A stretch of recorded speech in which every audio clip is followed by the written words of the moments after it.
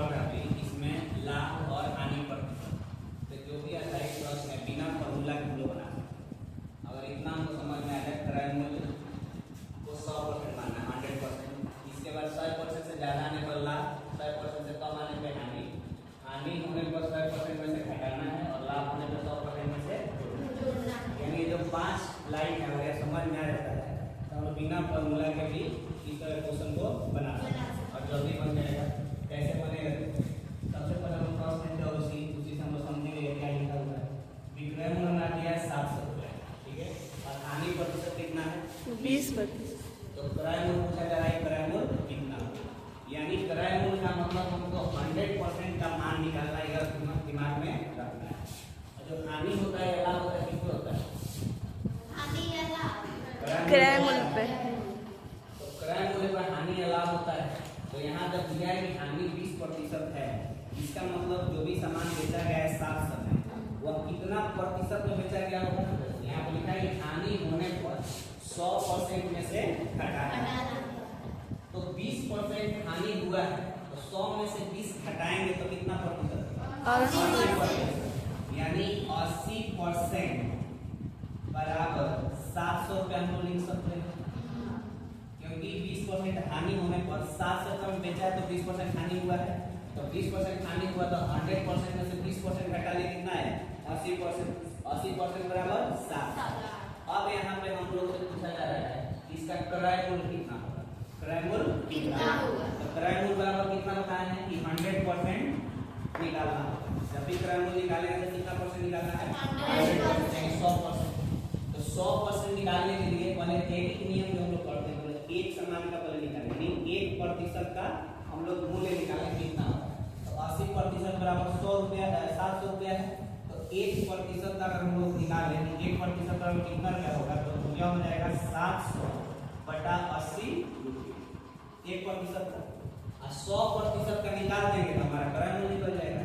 तो 100% का अगर निकाल लें 100%, तो 100% यानी इधर 100 से गुना किए हैं तो इधर भी 100 से हमको गुना करना है। तो 700 बटा 80 में 100 रुपया, ठीक है।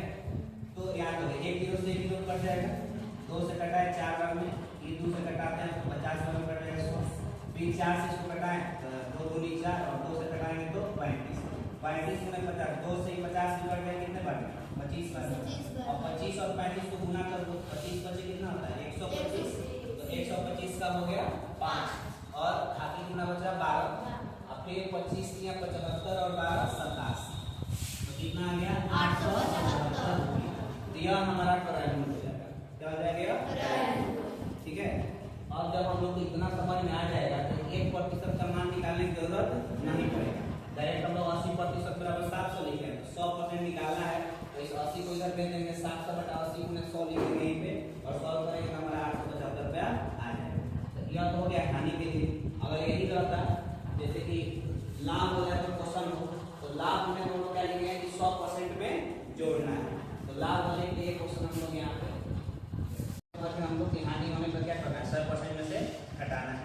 अब दूसरा है कि लाभ होने पर 100% में जोड़ना है। तो यहाँ पर दिया हुआ है कि क्रय मूल्य हमको पता है कि 1200 है और लाभ कितना है? 15% है। तो विक्रय मूल्य क्या है? विक्रय मूल्य क्या है?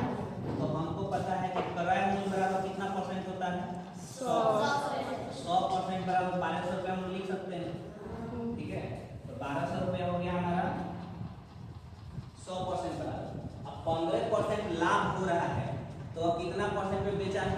तो लाभ होने पर 100 में जोड़ते हैं, तो 100 में 15 जोड़ेंगे तो कितना आएगा? 115%। यानी हमको 115% का अगर मूल्य निकाल लिया जाए रुपया में तो हमारा आंसर हो जाएगा विक्रय मूल्य आ जाएगा।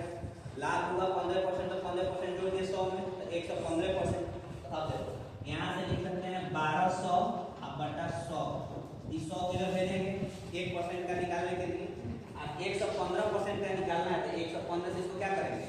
गुना कर देंगे। यहाँ पे लिखेंगे 115। अब इसको घटा दो, 2 जीरो से 2 जीरो कट गया, 12 से 115 को गुना करो तो 12 बचे 60 जीरो 6 और 12 कम 12 6 18 का 1 और फिर 12 कम 12 और 1 13, कितना आ गया? 1380 रुपया। यानी विक्रय मूल्य हमारा कितना आ गया 1380। तो डायरेक्ट इसमें कोई फॉर्मूला हमको लगाने की जरूरत नहीं है, बस यह दो चीज अगर समझ के हम लोग हानि या लाभ होने पे क्रय मूल्य या विक्रय मूल्य हम लोग निकाल सकते हैं। इससे भी ज्यादा फायदा होगा इस तरह के क्वेश्चन में। इसमें लोग कहते हैं कि 510 रुपए में कोई सामान बेचा गया, कोई पंखा है जिसको बेचा गया 510, तो उस दुकानदार को 15% का हानि होता है। अब पर यदि उस पंखा को 630 रुपए में बेचा होता तो कितना प्रतिशत लाभ या हानि होता, ठीक है। और साथ ही साथ क्या बताना है हमको क्रय मूल्य। तो क्रय मूल्य जैसे आप तुमको दिमाग में आना चाहिए 100% का एक मान निकालना है, ठीक है। और इसमें हानि हुई है कितना परसेंट का 15% का। तो 100 में से 15% पहले माइनस करेंगे, ठीक है। तो 100 में से 15 माइनस करेंगे कितना आएगा 85 आया, यानी 85% में उस पंखे को बेचा गया है तो कितना आया है 510 रुपया। मतलब 510 रुपए में उस पंखे को बेचा है तो कितना प्रतिशत है 85%। इसको हम लोग उल्टा भी लिख सकते हैं, कोई दिक्कत नहीं है। या फिर अभी हम लोग क्या निकाला पहले क्रय मूल्य निकाला है, 100% का आप लोग मान निकाल लेते हैं 100% का। तो 100% का निकालने के लिए क्या करना पड़ेगा 85 जगह दे देंगे, यानी 1% का नाम निकल जाएगा। तो 1% का निकलेगा, इसके बाद 100% का निकालो तो ई लिखेंगे 510/85, ठीक है।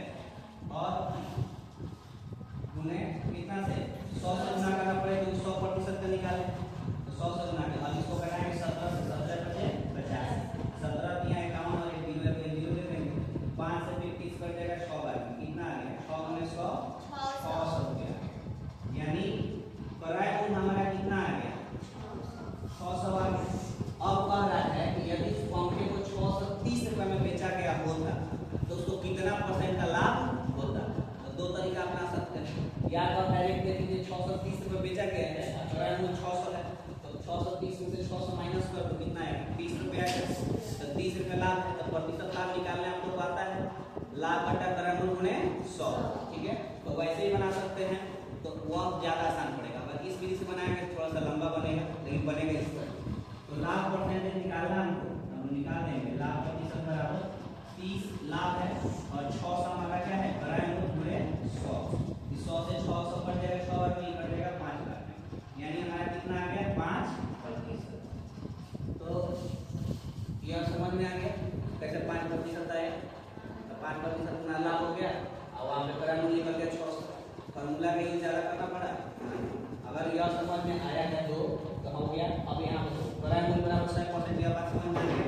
हानि होने पे घटाना है और लाभ होने पे जोड़ना है, यहाँ पे दोनों जगह पता चलेगा, ठीक है। अब बच गया 100% से कम आने पर हानि होगी और 100% से ज्यादा आने पर क्या होगा लाभ। अब कैसे होगा देखो बता। अब यहाँ पे इस क्वेश्चन में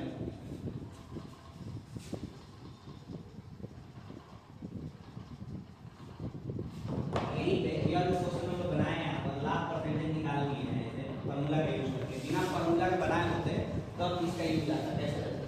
अब वहाँ पे हम लोग क्या करेंगे देखेंगे कि 600 रुपया जो है 600 रुपया वो कितने के बराबर है 100% के बराबर है।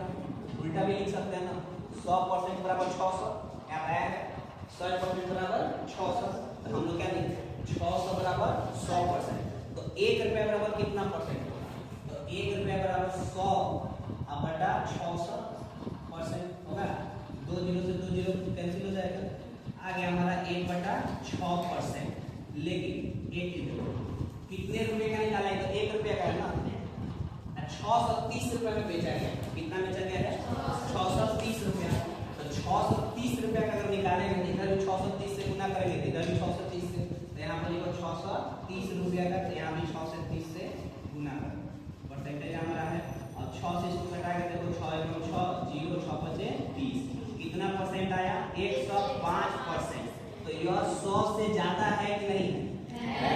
तो यहाँ पर क्या लिखा गया 100% से ज्यादा आने पर लाभ होगा, यानी 100% से ज्यादा मान आया यहाँ पर लाभ हो रहा है, क्योंकि क्वेश्चन में पूछा गया है दोनों लाभ या हानि, लाभ होगा कि हानि होगा। तो ज्यादा आया 100 से तो लाभ होगा। तो यहाँ पर कितना लाभ होगा तो लिखेंगे यहाँ पर लाभ बराबर 100 से कितना ज्यादा है 5, बस। तो 5% हमारे यहाँ पर क्या हो रहा है लाभ हो रहा है। वहाँ भी फॉर्मूला से बनाया तो कितना है 5%, यहाँ पे कितना है 5%।